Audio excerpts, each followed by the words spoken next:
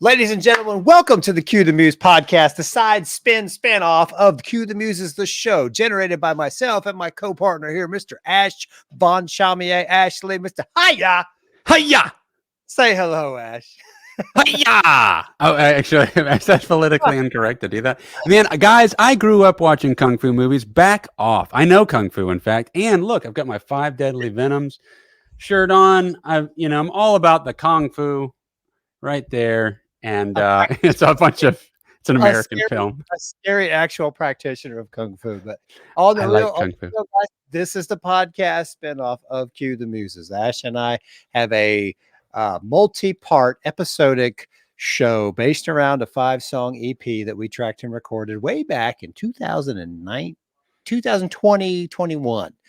And we're working on this thing for 3 years now. Like and subscribe, hit cuethemuses.com, sign up for the mailing list and check us out. That's my spiel. I'm over with it. Ash, what do we got to talk about today? We have so many topics to touch on. Well, to be honest with you guys, we had planned to do a breakdown of one of our music videos from our show, but we realized there's a much better way to present it. So we're saving that for the next episode. And we're going to talk about the production stuff that we put into it, both on the video end and the audio end, and what like the gear we used and the way that we filmed it. It's going to be a really fun breakdown of My Soul as an Element, which is up and available to watch now. So if you guys haven't seen it, go check it out. If you have seen it, check out that episode that comes out next week because it'll be great. This episode, however, we have a few key things to talk on. One of them is talking about how insanely crazy the record industry was and what killed rock as far as being taken seriously monetary and it being on the Billboard charts. Very interesting story with an amazing episode that's out on YouTube. We'll talk about that. And we've also got a very interesting new thing that's happening with AI yet again, which is a theme in our show. Because we're fighting an evil AI that stole creativity from the world, and we're fighting back with human-made music with our collaboration with Muses. And so we keep up with the AI world that is taking over the world for real in real life now, years later after we've wrote and filmed our shit. And it's very interesting. So they opened the ChatGPT store.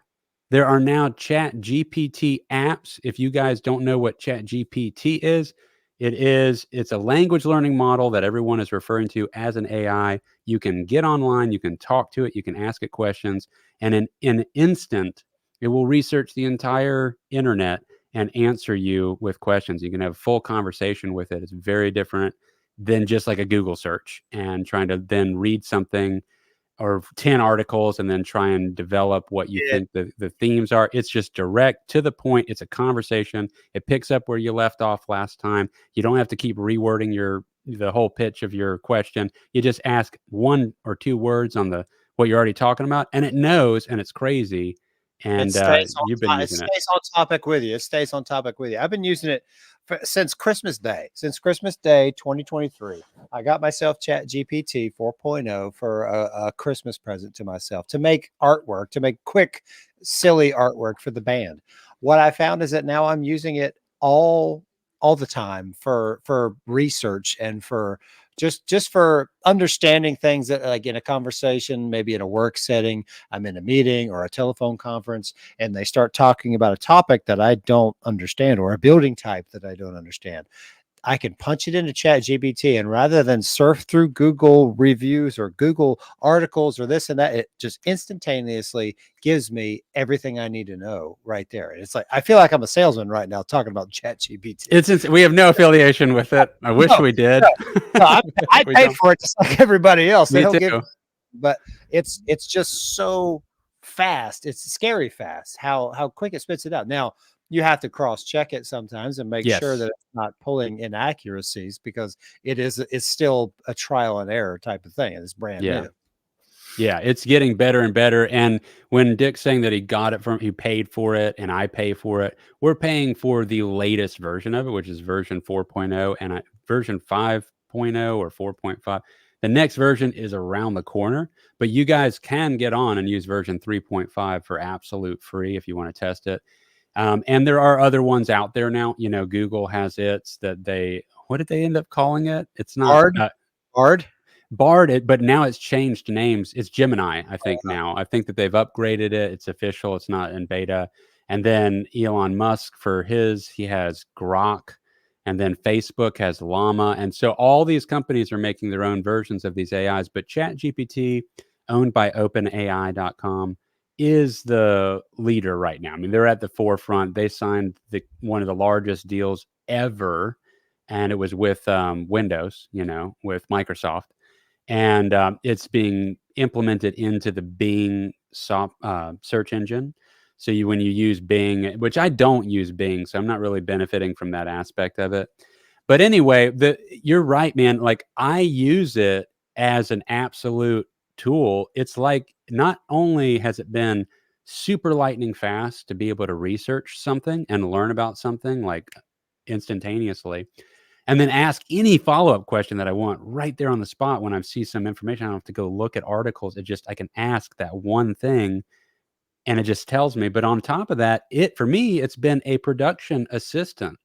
And as a person that's like self-taught, I have a video company, guys, if you don't know, Rough Cut Productions. And I make videos for clients, and I make music videos, and I'm the one that's, kind of led the frontier on the video production aspect of the Cue the Music show. And I'm all self-taught. All I've got is learning stuff online. And for the first 10 years that I did it, there really wasn't that much of a resource online unless you paid for it. Found like, pre-done lesson packs and stuff. But now you can just get on YouTube and learn so much. The thing is that I don't have somebody that I can ask a question to, because that normally, if you were on a team of production people, you add up everybody's experience. You might have 100+ years of experience on set between 10 people, if they've all been doing it 10 years. I've got zero of that. I've got my experience. So to be able to have somebody that I can just ask a quick question about some concept, have you ever done it this way or this? What if I do this, if I use these tools? And it's literally helped. I've given it like a tool set, what I had to work with, what my obstacle was. I was worried about for instance, one random example, worried about my cameras overheating, sitting in the sun for a time lapse. It was going to be on a driveway. I needed to film something that was going to take about 6 hours to do. And I was like, I'm thinking about using an umbrella and putting it on a on a C-stand and putting that over the top. And then I was thinking about maybe blowing a fan on it, so that way it would blow any of the dust and debris that was coming from the concrete laying that they were doing. They're putting a floor down. I didn't want that dust going into my camera for 6 hours. And then it brought up some great points. It was like you've got a good plan in motion. You might want to consider putting a reflector on top of the umbrella, so that way it'll bounce back some of the heat, dissipate some of that. Be very careful with the fan to make sure that you're not actually blowing dust into your camera. You want to be mindful of that. It brought up this is something I did like a few months ago. So it brought up like 4 or 5 things that I didn't think about that were all reasonable. And I applied all of them and had a successful shoot, and my camera didn't break. And I really wouldn't have thought of those things that it presented to me. And I was able to ask it additional questions, what kind of this and what kind of that, and how long do you think is reasonable? I was asking, I'm not used to doing time lapses. Like, how often should I do the time lapse? I could start watching YouTube videos about that, but it asked me, well, what frame rate are you planning to film at? Do you want to do it as a video, or are you going to do it as photo? We're having an exchange. It's a whole conversation, with my assistant, Well, it's great because it's like it gives you firsthand, just what you said, a collective wisdom, and that's what the database is. It's like having collective wisdom, because I guarantee you, if you were on a set and the same thing happened without ChatGPT, say you were doing it 10 years ago, and you're on a set with, like you said, there's 10 people there and they all have 10 years of experience. Well, I promise you, one guy's going to say, hey man, 5 years ago, Joe had his camera out and he was doing it, and he had a fan thinking it was going to cool it down, but he just blew all the dirt from the road and ruined his camera. And that's where that knowledge set comes from, is from everybody having wisdom. Wisdom comes from screwing it up and learning the hard way. Then you never forget. That's wisdom, where knowledge is something that you read about and it's secondhand. We're gaining knowledge from wisdom that's in a database that's unfathomably deep, right? It's Absolutely. just, it has access now up to a point, but it has access to all that, and you're solo by yourself being able to pull that from your telephone.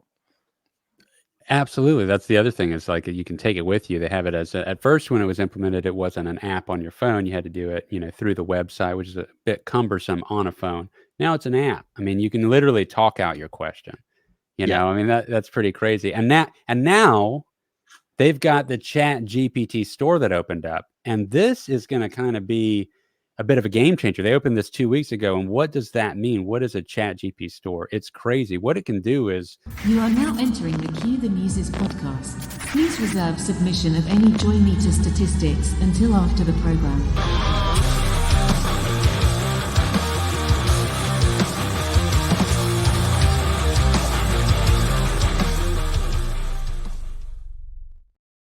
I fit in our logo there. ChatGPT store. Ladies and gentlemen, cue the music. Back to this ChatGPT store thing. What the hell is it? All right, here's the deal.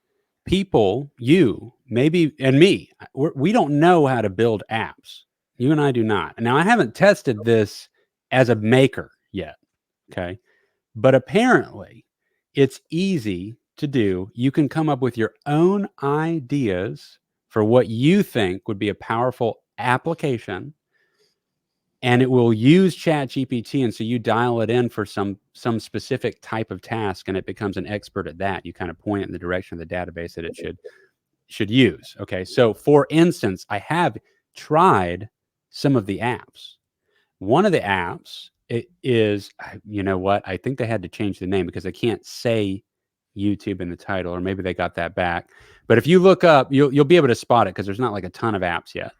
Okay, but one of these is like specifically designed to help you very quickly come up with your synopsis for YouTube descriptions, point out SEO, search engine optimization, top keywords. And how does it do this for a video, right? And how does it do this? You literally just upload your transcript of your episode, which all of our stuff offers transcripts at this point. YouTube automatically makes a transcript for you when you upload your stuff there. Premiere makes it, most programs are going to offer you a transcript version that it's automatically pulling from your dialogue. You upload that, and then it literally comes up with a synopsis for you in seconds. And then it picks out all the top words, and it shows you their ranking for SEO. And then you can just put those in as your meta tags. Now, this is a small example of something that normally if you're somebody that's made videos for YouTube, I'm telling you, this is time consuming when you have to getting a video prepped for launch, between trying to figure out what keywords are important, what's the right synopsis. When you make a synopsis, guys, when you're putting your description for YouTube, something that you need to try to do is you're trying to put keywords in the description that are also going to be keywords that you'd put in your meta tags that are keywords people are looking up online. So right? So real quick, let me ask a question, because I don't know as much about this as you do. When you create the description, is the wording in the description is also a factor of people searching? It's not just the title of it is not. The video? See, I was on. Yes, the description's very important. And the way that it works is that if you have a title, and then in your description, you're basically using words from your title, and you have words from your description and your title in your meta tags, then there's a consistency there that shows that your video is truly about what it is. It helps the search engine understand more clearly what are the primary topics. And on top of that, it's going to go through your video, and it's going to see if those words are actually in there. And if you hit all 4 of those check boxes, then it considers your video legit. It's really about what it's not just clickbait. It's actually about what it says that it's about. And it's going to help it appear in other similar types of searches that people might be doing online. So all that stuff adds up, but it takes time to map all that out, and even if you're really good at it, before you know it, 30 minutes is going to blaze by. And the thumbnail is very important as well, which guys, we know we're dropping the ball on the thumbnails for our Cue the Muses podcast. We're trying to pull off the time for this, but realistically, Dick, when we get to the point where we have more time, we do want to actually make some form of stylized thumbnail that's of higher quality, because the thumbnail, guys, it stipulates so much on people clicking. It's literally like 70% of the battle is just your thumbnail picture, because it's one thing to appear in the search, but if your thumbnail's not there, it's just not going to get clicked on. There's just way too much competition. And this isn't just me talking. This is anything that you look up on search engine optimization for YouTube, anyone that you look up, they're all going to say the absolute same thing that I just said. I am repeating. I'm a parrot. I'm just telling you, I've looked this up for years. This is consistent. Everyone agrees. It's vital to have good thumbnails, the right kind of title, and a description that then again matches up with your title, and then carry those search engine optimization, those keywords that are hot topics that people are looking up into your meta tags. That's the formula, and it does not guarantee plays. You guys can tell by the play count on our videos. It does not guarantee plays, but at least it's everything you have to do to even be in the running. You know, like if you don't have any of that, if you don't have that stuff together, you're just asking to win the lottery. You know, rather than at least consider that you're in the pool of options, you're asking to like win a lottery ticket on some viral video that and there really isn't. The lottery is pretty much exactly like the state lottery with videos now, because the algorithm has set it in such a way that, you know, it may put you in a search, you might get a little boost, but then as soon as that whatever that daily topic is gone, then you're off the map. Yeah. Like It's gotten way so, worse. yeah, it's cutthroat, and so many people are doing it. Just like with this podcast thing we're doing, you know, 10 years ago, 15 years ago, the first time I saw anybody who I actually knew who was doing a podcast, it was Penny Ray. If you remember Penny Ray used to work with Excellent 5. He lived with Sour in Tallahassee. And I think it was the first barbecue, the very, very first barbecue that Sour did in Tallahassee. I went and I saw Penny Ray in his room. He's like, "Oh, this is my podcast set up," and he had a little computer and he had headphones. Wow. He was tracking his stuff. It was all audio, and I was like, "A podcast?" I was like, "It's like, what the fuck is a podcast?" And I was like, "Oh, okay, yeah, that's cool." But then at that time, you had to go to like a website. Like it was a whole thing. I think that was before YouTube. I mean, how old? I don't remember how old YouTube is. It was I think I have echo again for some reason. Are you hearing it at all? No. Hello? For some reason it's okay, it's not there anymore, but it was there. I think YouTube started in 2005. We could most definitely, it's an easy Google search away, but if even still, it was in its infancy, and I don't know that he would have put it on YouTube in respect to the time limits that YouTube started off with. You know, it's a pretty big. I remember when I first started doing videos for Trans Am Worldwide, you know, we had to get a certain marker of success, a certain amount of subscribers and plays before it would allow us to do a video longer than 10 minutes. Wow. That's the way YouTube worked. You know, now you have to get like 1,000 subscribers in order to be monetized. Well, monetization wasn't even on the options list when YouTube first started. And yeah, you had to have like an account that I think had maybe 1,000 subscribers or something like that, just to be able to have a 10-minute video on YouTube. So the first documentary I made for them, we had to split it up. I had to break it into 2 parts, and we uploaded it as 2 separate uploads. Had no idea I was in for that, you know. But that is amazing that Penny Ray was that ahead of the curve on having an online, you know, show like that, because, you know, podcast, it's a common word now, but to be honest, like realistically, I even 10 years, I think I didn't discover it till about 8 or 9 years ago at most, where I really started listening to podcasts. And I think the first one that really got me into podcasts, honestly, was the Joe Rogan's podcast, which I had heard about. I didn't think I'd be interested in it at all. I just had no idea that I was in for hearing so many interesting people that then gave me rabbit holes to go research. And then I would learn all the stuff about them. I think the first one that blew my mind was a guy named Wim Hof. And he's still around, and he's this insane guy. He's called the Iceman. He's the one that can hold his breath for this crazy amounts of time. He goes underwater and swims under ice, and he can raise his body temperature while he's in a tub of ice. Yeah, he can survive. He can survive in the snow barefoot in his underwear for days on end. Yeah, totally. And he can literally, they measure him. They did all these tests on him, and I won't go into all the details. Bottom line is the guy can be in head to toe ice and literally raise his body temperature. Yeah, it's a beautiful story. It's sad. His wife passed away, and he was searching for meaning in life. And when you lose somebody you love like that, there's no other time in your life where you have that sort of powerful yearning, to do something. If there's ever a person to figure something like that out, to dive that deep into yourself, it's somebody in that type of circumstance, and that's what I remember the most about that guy, because he went internal, and he found how to manipulate his body to do the things that he does. And it's such deep meditation. I don't get that deep with myself. Well, the cool thing about him is that, yeah, and I love meditate. But he reinvigorated my desire to go deeper with meditation, because I did his program. You could order, you could have access to it, and that's what got me into cold water immersion and breath holds and breath work in general. I had no idea about breath work. I didn't know, and it's insane. And just to close it out on him, he's, as much of a freak as he is, he literally gets people after just a week or two with him to be able to do a lot of the same things that he can do. And all that's measurable, and universities have done studies on him, and the list goes on and on. Even, all kinds of crazy. I mean, they literally poisoned people, and they couldn't get his body to react to it.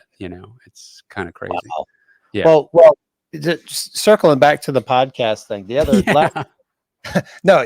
last time I took a trip to Tallahassee, you sent me a podcast. You asked me to listen to it on the drive, and I did. Yes. And it was Rick Beato podcast, and he was interviewing Jim Barber. Was it Jim Barber? That's yes. It was like two buddies, like me and you, who like know each other for years.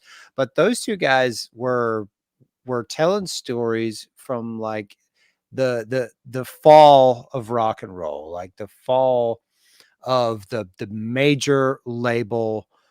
Like when I was young, that was the dream, right? It was like labels would sign a band, you'd get the $1 million contract, they would fly you out to LA, and you'd go hit the studio and record your album, and then jump, give you the tour bus, jump on the tour bus, and everything was funded by these labels. And that was this huge pipe dream, this fantasy that was just so it was true, but it had so many convoluted layers of just corruption and ugly theft and BS in the industry. And that conversation with Rick and Jim really just, like, they were there in it, and they were producers, and Jim in particular, Jim Barber, had done some really, really big acts, and I can't remember the laundry list of people that he was involved with, but it's some heavy hitters in the rock world.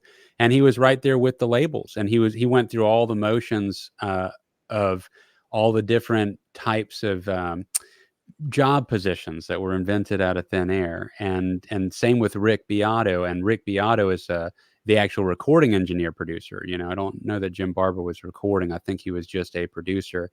And so they were in it. They were literally in it. So this isn't just people, we're talking about the guys that were actually in it, telling their stories. So I can't recommend enough to actually listen to their 20+ minute conversation about, with way more details than we can go into. But we are going to talk about a few of these things because they're super interesting, and maybe it'll be enough to get you to check out the episode. If you do want to check out their episode, it's on Rick Beato's YouTube channel.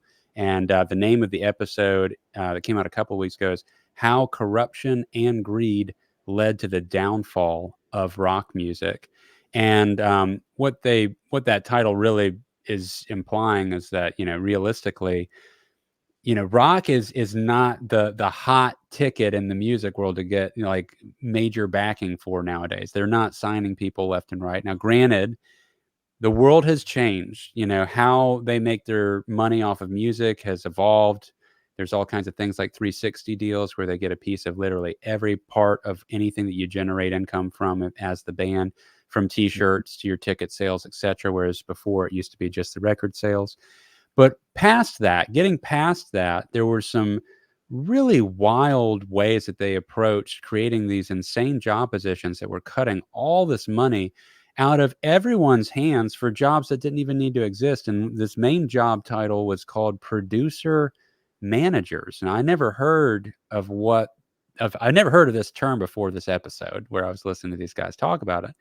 These producer managers were managers that would basically hire all the people, and they would even hire managers to look at the managers. I mean, it was like kind of like this insane middle that didn't need to exist at all, and their cut would oftentimes be somewhere around 10% of the contracts that were being signed, right? So because they were going to oversee everything, and then they would, on top of that, take people's cuts of the people that they hired. So if they hired a record producer, like let's say Rick Beato, the guy that owns the studio who's recording, oftentimes they get somewhere around 10 to 15% of that as well. Now, and they're not doing anything. I mean, they're they didn't even necessarily, they may have picked out the guy that charges the most, so that way they can get a bigger 10 to 15%. And who is paying for all these expensive decisions on the most expensive choices? Who is paying for this? It's the artist. It was coming all out of the artist's pocket on their contract, because they had to fund the album with their contract. Because guys, if you do get, the way it has worked is that if you get a contract from a label, it's a loan. It's a giant business loan, and you have to then execute making all your material with that, go on tour with that, and you are going to owe all of that back. And I'll let you take it from there, Dick. But these producer managers is just insane. Yeah, they had multiple layers from this conversation that I heard. It was like, so if the band was in the studio and like, man, I need a Mesa Boogie dual rectifier. Well, okay, studio's got access. It's $100 a day. All right, $100 a day for the dual rectifier. Then it goes all the way up to, the engineer. You know what we really need? We really need the Alesis A blah blah blah whatever compressor. Yeah, we got to get one of those for the track. All right, well that one's $1,000 a day. Okay, yeah. So they're in there day after day, sometimes for a month, racking up these rental fees. And I'm just talking like one amp. It's not just one amplifier. You're talking renting guitars, renting amplifiers, cabinets. Everything's rented in there. Where come flash forward now, rock is the corruption just took that snowball, it tumbled down the mountain, everything stripped away to just a pile of rocks at the bottom of the hill. And now rock and roll is independent in just about, every form that I hear that I like anymore, just about, is usually these underground or independent acts, kind of like what me and you were doing, where me and you, sure, we hired an independent recording guy, Brett Hessla, up in Tennessee. We hired him to record the album. We used our own gear plus his gear that he has in the studio anymore. Like what you see behind me. I have a recording studio in my house. I got a couple amplifiers behind me. I got 6 or 8 guitars. It's like, but it's all my stuff. And that's how people do these days. But you don't even need all that. Nowadays, you can just get, even amplifiers these days. Sorry. Get in here. Let's get in here on it. Let's talk about that. Amplifiers aren't even needed. I just got done tracking a song with my son earlier tonight, and I used an amplifier head. I used a Hughes and Kettner Deluxe 40, but it has a direct out in the back, direct into Pro Tools. He records his bass direct into a preamp pedal straight into Pro Tools, and we use plugins to do the simulations. And but that back then everything was analog, and it was a fat cow being milked for everything it was worth, and there wasn't anything left for the artist at the end of the day. And that was more or less that was the story of the downfall of rock and roll. Yeah. Well, I want to dig into that. You brought up 3 things that I wanted to touch in on. That was like just okay. So this idea of renting the gear that the studio ultimately already has, paying per item to rent. That's not a new concept to me, in that as a video production guy, I've looked at a lot of different pricing models that other production companies have had and trying to assess how I want to charge. And a lot of guys, man, I would just see this over and over again. It's still something people do. They'll have all these different, aspects of their kit. They'll have the different cameras. Well, if you pay this, then I'll break out the red camera. If you pay this, I'll bring out the sound kit. If you pay this, I'll bring out the lighting, a full lighting kit instead of just a 3-light setup or something like that. And the reason I never went that route, is that I felt like ultimately at the end of the day, they're tallying up all these rental aspects that you're hamstringing your production. So if you're that at the end of the day, if you make that product and you didn't use all the equipment that you've invested so heavily in, because their budget could only go to this point, what you make and put out is now not as good as it could have been. So that looks like that is your capability. Nobody knows that you didn't pull out the full gear that you had. This is just what they're going to assume your production ability is and your gear set. So why And would you? that's How are the you going to get a mindset. big name with that? Well, and that's the mindset of the artist, where the creator artist, and Mm, that's one of your admirable attributes as a person doing what you're doing, is that you have your business aspect, but you keep your artistic aspect in the forefront.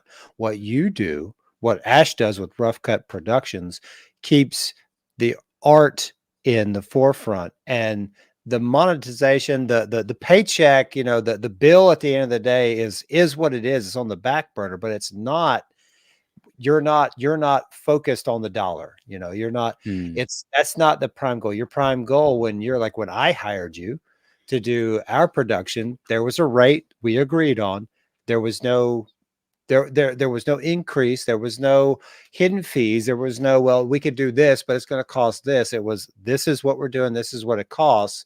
And then it was nothing but the art. And there's a mindset in the industry, in any industry, especially here in America, where it's the dollar. And, there's ways to exploit that. And that's what you're describing. It's the exploitation of the dollar. It's the yeah. exploitation of, okay, you can get the Cadillac, but it costs $10,000 more. If you don't, oh, well, maybe it's too much car for you. Maybe you need the Buick. You know what I mean? And Mm, that's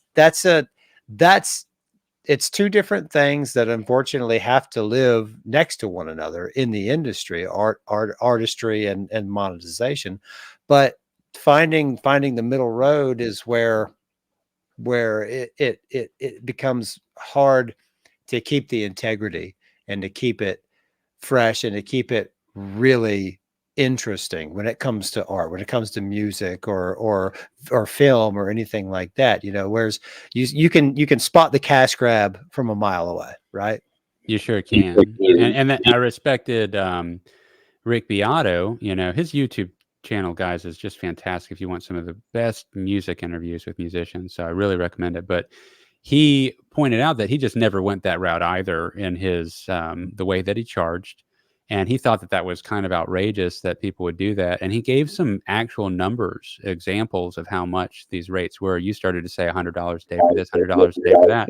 And that's right. But at the end of the day, over the course of per day, when you're using 12 different amps, plus we'll get into the drums in a second. Well, actually, let's get into the drums now.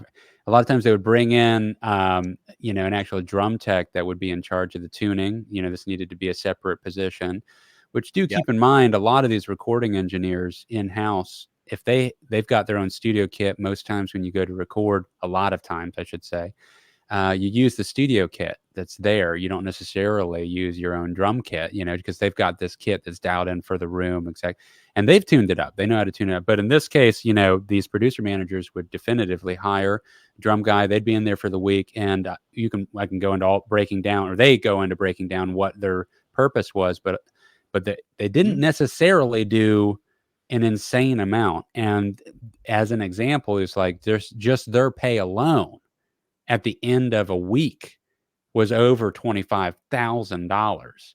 So what happens is this huge number comes in back in the 90s, early 2000s of a record contract.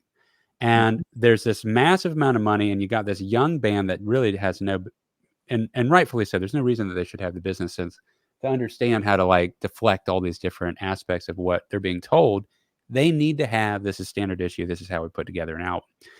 And you get this crazy upcharge at the studio for all the gear that's being used. The engineer that the producer managers hired the most expensive person that they can because they want to get that additional 15%. They bring in the drum tech. The reason that drum tech guy is in there is because the producer manager gets a piece of that too. So basically it's just filling the grid with everybody that he can think to put in there. so he can get a percentage of everybody's cut. And it's this insane approach to basically ending a band's ability to financially pull off any level of success. You have to be so successful.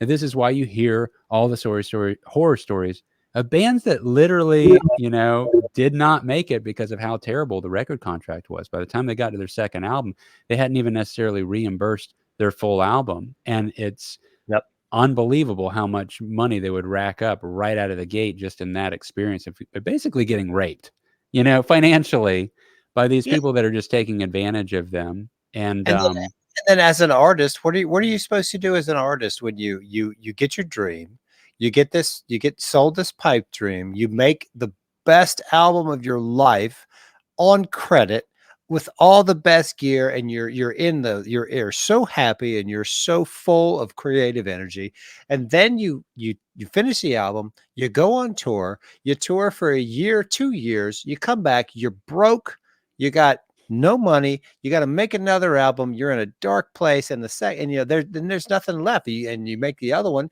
you're in debt, and the next album flops. Well, of course it flops. You're an artist and you're fucking miserable. And some artists thrive on that, but I'm sorry, humans don't. And there's no longevity in that. And then of course bands came and went like changing your underwear. Yeah. And I mean, I think that's why Tool held off on an album between Anima and Lateralis for as long as they did. I remember reading, and I never heard details, but they said that it was because of record company issues. There was disputes going on. It was like an unfair situation. And I think it was like six years in between albums. Yeah.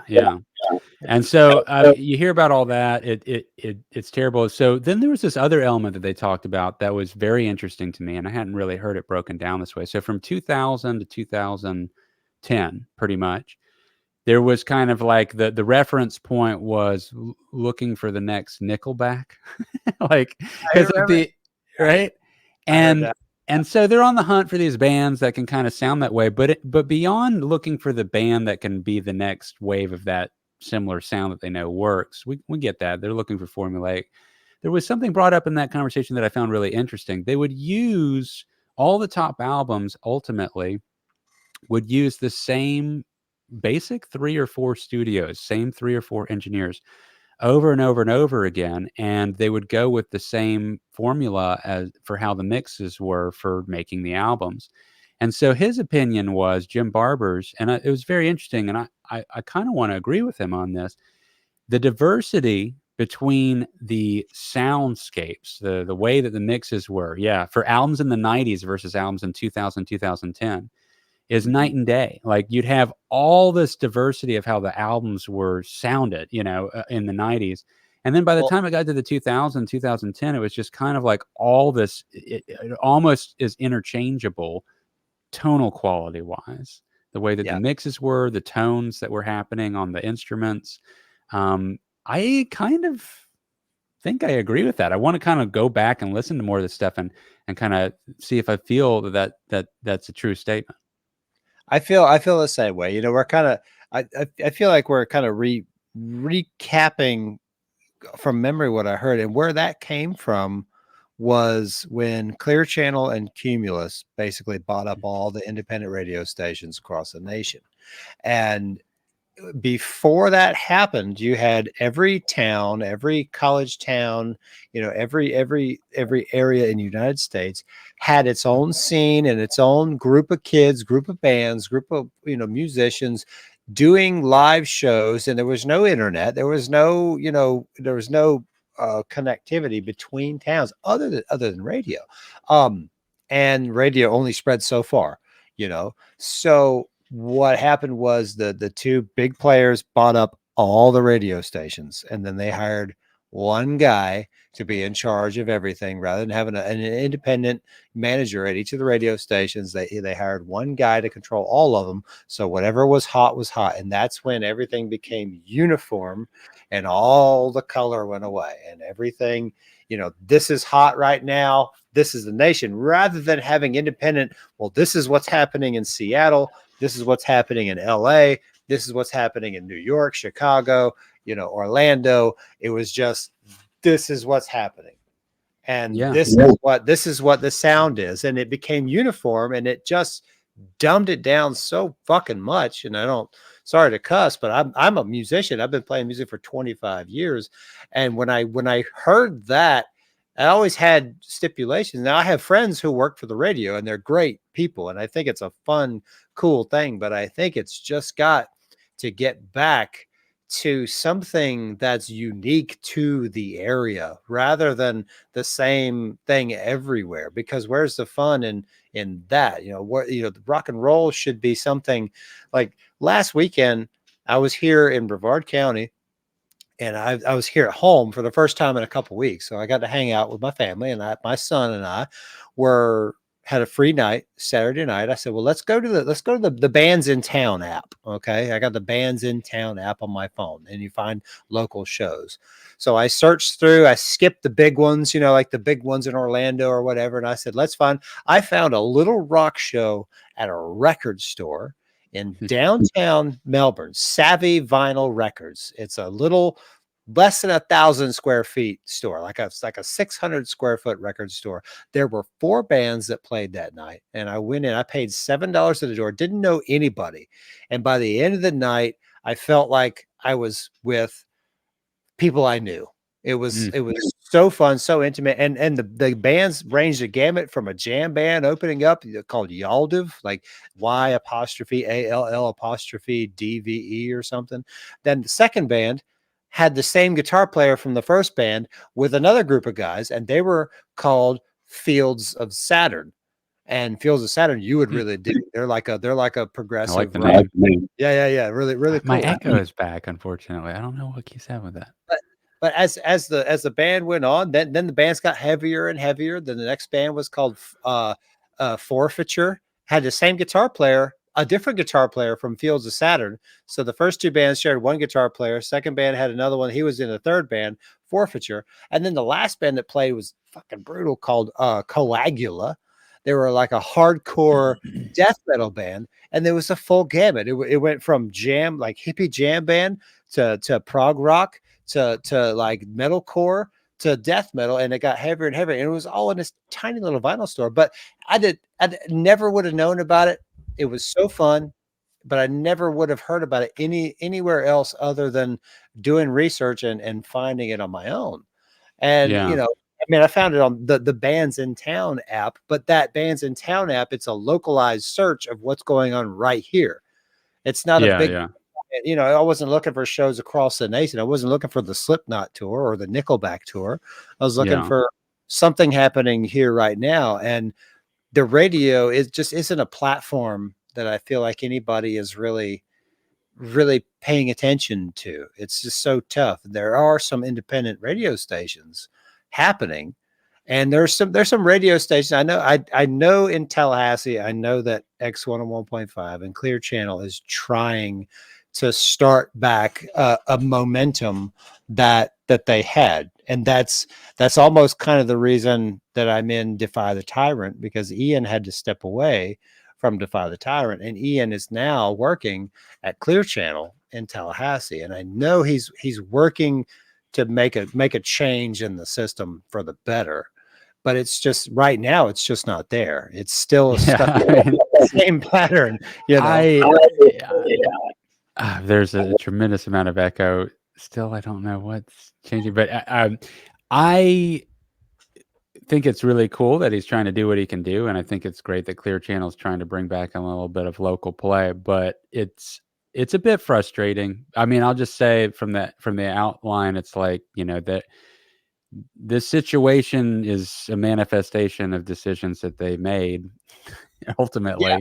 And I don't know how seriously they're taking it. Back in the day, a radio DJ actually got to pick out music, which is unheard of now. They have such a small set list of what they get to choose from. They get fired for that now. They'd get fired for it. There was one example given in this, podcast. It's not even a podcast, Rick Beato's episode. And they talked about this, that when the Verve came out, they had a kind of a popular rock song. I remember the song. I can't even remember the name of the song itself. But It was a good song. It was good. It wasn't exactly my thing, but I liked it. But a radio DJ literally loved that song, right? And he played it 7 times in a row during 1 hour of music. Yeah. And I mean, like, just the idea that he could do that is such an example of how completely different it was back then. And also you had, now I don't know if this was associated with this, but also back then you had payola, where you could slip a little money to the DJs. And, we kind of missed a bit of this opportunity. You and me, our age, we came in the early 2000s and all that was heading out the door. We really are a decade late. But that was a big thing. You'd be able to slip a little money to a DJ. They'd play your song a couple of times on the radio. You get a spot, and but it wasn't like now. Payola exists, but it's not in the realm of something that any independent band can afford. It's completely at the hands of record labels doing payola to streaming platforms to put things where they actually appear on these homepages or in top playlists. And we have no access to that. So again, they've kind of figured out a way to be you have to get through them still, even though it's accessible, even though you can put your music on Spotify, anyone can hear it. Ultimately, if you're going to appear more in search engines, it's funny how all the bands that are on actual labels are the ones that appear on the front homepage. They're the ones that appear in every playlist. And it's like, oh, is it because they've sought out the best music? I can tell you no, because there's some music that I come across that's independent that blows my mind. I can't believe how good it is. And then I'll go and look it up and I'll see that they have literally no fan base. I'm like, oh, they're like us. They're in the same boat as us. And I thought this had to be a successful touring band. Yeah, it's beautiful and disheartening at the same time, right? Yeah. Like there's so many talented people. Like when I was at the bringing back the show that I was at the other weekend, the first band that played, I was so blown away. It's just a 2-piece, just a guitar player and a drummer, nothing else, no vocals, no bass, just 2 guys jamming, and it was just good. I was like, I wish you were there. I was like, oh, Ash would love this. Proggy jam, I like like the prog. fun, cool stuff. I was like, man, but I was like, I asked the guys, like, what's the name of your band? Let me look you up, because he said, hey, yeah, find us on Facebook and give us a like. I was like, okay, cool. I looked him up. I was like, what's the name of the band? And I found it. And I was like, 13 followers. I was like, is this like what? Is this our first show? Right. I was like, what's going on? I was like, hold on. I felt good with like my 1,000 friends on Facebook. I sent invite like 3 days in a row. Next time I checked, they had like 100 followers. I was like, oh, I feel good. I did that. I showed up. But that's me. That's what I love, because that's what I do too. Like I see myself in what these kids are doing, because that's what I've always tried to do, but it's just not the way it used to be. But I feel like it needs to consolidate back down a little bit, right? Like what I've realized living in Brevard, being kind of a satellite from Tallahassee, is that Tallahassee has such a good local group of musicians where we come from. There's the scene in Tallahassee has always been full of talented musicians for the last 20 years. Like consistently for the last 20 years. There was like a time when bands kind of dropped off in between Floyd's closing down and Chris opening up episodes and Atmosphere on Pensacola, but that scene's always been there. And I haven't really known anything about any of the other scenes in Florida, because that's where I was at. But now I'm in another part of Florida, and I'm starting to see the scene. And it's like with Facebook and trying to spread things on Facebook, or Instagram or whatever you're on, it's like you try to push it everywhere at once, right? Like you think, okay, I want to put it out, I want to put it on YouTube, and I want everybody in the nation to see it and understand. Where I feel like the smaller approach of, okay, let's find everyone here in this market and let's capture it. And then, okay, well, now let's spread a little further. Let's go here and find the people that like it here in this market, and just start slowly kind of spreading it in a way that once it grows to a certain point naturally, like that's the way it used to be, right? With radio stations. Get a radio station in Tallahassee, play it. You'd play a show in Gainesville. The Gainesville radio station would spin it. You'd go play a show in Jacksonville. The Jacksonville radio station would spin it. Then everybody knew, and everybody's waiting for the next time the band would come around. And that's how the touring band idea would work. But now the touring band thing is, it's not as easy as it used to be. It's still not incredibly difficult, but it's not something that where me and you were at. It's not something that me and you can just drop and go do. It's a whole other idea of of bands, young bands that are trying to be bands. It's harder than ever, right? Because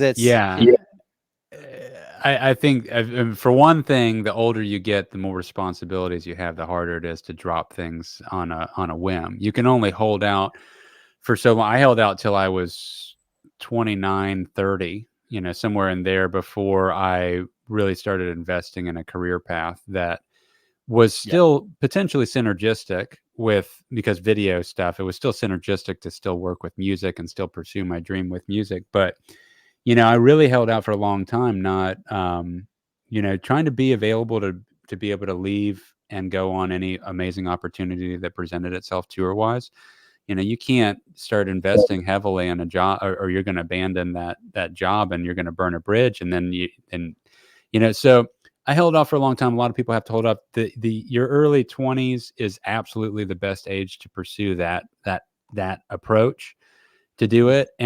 But it is tricky, because it's very hard. It's not easy unless you have some family help or something financially, which we did not, to go out of town and play a show for 5 people. Like nobody's going to be there at that show if you're not opening up for an act that already has a draw. You don't have a radio talking about you. These clubs don't just pull people in naturally. They pull in people when there's somebody there playing. And to get on the legs of where bands that are there that have followings, that's where the payola exists now. I mean, it's pretty standard issue that you're going to have to pay to be on a leg of a tour with an act that has a draw. And I'm not saying, at least there's an avenue, but you have to have that money together. You got to have your money together to have recordings. So that way you have to have some merch to be able to sell, because you're not going to, the pay from the venue isn't going to be that much. Your bigger opportunity to make money is to have the merch. So you got to get quality recordings. You got to have the merch there. You got to pay to be on the leg of the tour. You got to pay for the gas. Nobody's making money while they're driving. You're basically just trying to fund the journey. And so guys, when, we're getting closer to our hour, I kind of want to hone in on something here. Me and Dick are talking about all the marketing aspects of this and the financial aspects of trying to make it and making money and this and that, and getting signed or getting famous. Guys, the whole mission for all you guys, really, I mean, yeah, it's one thing to make a lot of money. I don't need to make a ton of money. I just want to make enough money that I can do the art full time. Isn't that really the goal? And if you're somebody that says that you're not about, that part doesn't matter, look, I'm not changing the music that I'm making for that. The art's still the art, but to not consider taking the marketing aspects and the monetization of what you're doing seriously, if you're not going to factor that in, then just keep in mind, you're only going to get to do this a couple of nights a week and maybe on the weekends. And as much as, and that can be okay. But if you really want more, if you're addicted to this and you wish that you were doing it 40 hours a week and that's what you're doing, today you have to be a successful band to some extent, marketing wise, already proven yourself. For any investors that could help get you to that next tier, to get you access to the next people, to get you on the leg of the tour, to take you seriously. Because if you're not that, they've already got thousands of other options that are that. So I enjoy marketing. Not everyone in a band is going to, but if you have somebody in your band that is pushing that for you, value that person. They're not just trying to make money. They're not trying to be I remember kind of being in the role, didn't feel like the villain per se, but it felt almost like the mom, and it's like, man, I just want to practice music too. But the reality is we have to figure all this other stuff out if we're going to put the rest of our careers on hold. And the second one of your bandmates has a kid, if they're, step up to the plate to be an actual parent for that kid, which hopefully they do, that's a lot of responsibility. And it's really hard to just not take a job that is an opportunity to make some money, to put some food on the table, to actually get out of some crappy apartment situation or something like that. So the kid has a good childhood, and you got to give some time to your family and stuff too. And it gets hard if you're working 9 to 5, and then you're trying to do this as many nights a week as you can get to do it. And then you're basically seeing your family, a couple of nights a week, and it's all for you spending money on the journey. Because all this costs money. It costs money, just to just to get up and play music together. It kind of starts to cost money because gear costs money. And you're going to want to get recordings, and that's going to cost money. And it's like, when it's all going, it's okay if you've got a career and you're doing this really gradually. But when you're putting your entire life on hold, and everyone around you that you care about on hold for this artistic expression, it does get to a point as you get older, where it can become somewhat selfish, because these people need a little piece of you too. These people care about you. And I think you'll find a hole, it's a fulfilling, you need balance. And so the goal of making money with all this, or getting, exposure and a fan base, it's not to be famous. That's not really my intent. I know that's not yours either. It's just, we want to be able to do it more. If you have that, it's the leverage that you need to justify to be able to get to do it more. You can afford to do it more. That's the whole goal. So I just want to make that clear. I don't want to sound like I'm all about money when I'm talking about this. And it's also kind of a metaphor for what the Cue the Muses show premise is in general, right? It's two guys who are fighting to save humanity's creativity. Yeah. And harmonia of ourselves. Well, we're the show premise. Yeah. We're the two guys, but I mean, it's it's like harmonia in the show is an AI that has generated a song that's brainwashed humanity and stripped them of our creativity. And in reality, there's a million different things that can strip away your creativity. That's like you just said. It can be your responsibility, which is not a bad thing. Responsibility is a beautiful thing, and being an artist is a beautiful thing. And there's a lot of troubled artists out there. I really don't get into the trouble artist thing, and I'm not going to go down that rabbit hole this late in the episode. But I feel like artistry is a excellent supplement for substance of mundane daily life. And artistry is just an escape into, and it doesn't, just like the book you gave me, Rick Rubin's book, you don't have to be a musician to be an artist. An artist can write a speech. An artist can have a conversation that's eloquent and pointed and interesting and articulate. An artist can make the bed. I guarantee you, like my woman friend, life partner, not wife, but forever partner, Amber, is an excellent person at, she knows how to make a bed. I make a bed. It's not the same. I try as hard as I can. She has an art to the way she does that. And that's art, it's different, and it's everywhere. And if you open your eyes and look for it, you'll find it. And not everybody does. Not everybody does. And I feel like, it's a lot of that is because of the weight that gets drugged down on you from things like that everyday, the stress or whatever it is. But that's what the show's about, guys. Just having fun, releasing the art. That's right. I mean, we're just trying to endorse the art in a fun way. And and if you're not a musician, it doesn't, like Dick's explaining here, I mean, to find art in anything that you do, you can become an artist at it, and Daniel Day-Lewis is a closing example I'm going to give to close out this episode, because it's so interesting. We've talked about him before. One of the greatest actors all time, amazing actor. He's been, Last of the Mohicans, Gangs in New York, There Will Be Blood. I mean, the guy is a method actor. He'd live and breathe the parts, and he's won multiple awards. The guy gave it all up. He gave it all up. Now, it doesn't, there was nothing bad with it, but the point is, he gave it up to do what? He became a shoe cobbler. The dude makes, we still got to look up these shoes sometime on one of these episodes, but we gotta do it. makes these insanely amazing handcrafted leather shoes. This is what this man chooses to do. Now, you cannot tell me that he didn't change over to that and still feel like he's fulfilling himself as an artist. I mean, that's what's happening there. He's found his art in making shoes. And to him, it's just as important as everything he accomplished in the world of Hollywood on the big stage. And so you can find it anywhere, guys. So just keep looking, figure out. And I feel like the more that you can recognize a way to make something beautiful or get better at something, whatever it is, as mundane as it is, or try to find the beauty in it, have gratitude. This is a practice that carries over to have a fulfilling, happy life. It's just a beautiful way to approach life. You're trying to become an artist. I feel the goal is to become an artist of life. I'm not saying I'm a master of this. This is the pursuit. This is the goal, is to take life on as an opportunity to make the most beautiful painting that you can. The way that you treat people, the way that you earn your income, the way that you, every relationship and dynamic that you do. And, it is even mowing the lawn. I mean, guys, you're shaping your little world that you live in, I personally don't mow that much because I like the wild look, but that's my art. And that's what I tell my wife when she wants me to go mow. I'm like, I think it looks beautiful like this. Pardon the weeds while we feed the bees. That's right.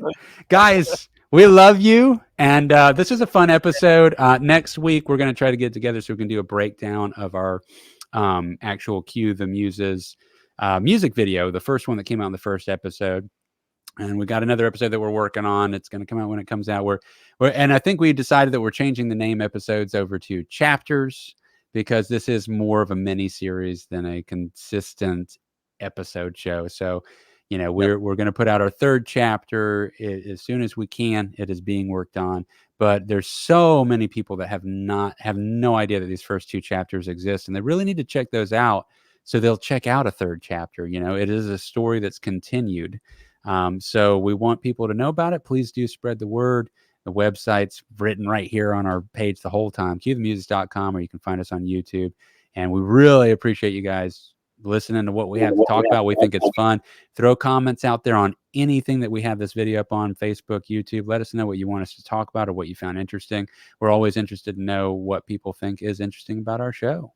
Ring that little bell. Ring that little bell. Like and subscribe. Tell YouTube that we matter. Because if you don't tell them, YouTube's not going to know. That's right. Guys, it's fun. Right. Dick, I'll catch you on the next one, man. Bye, guys. Let's see you soon, brother.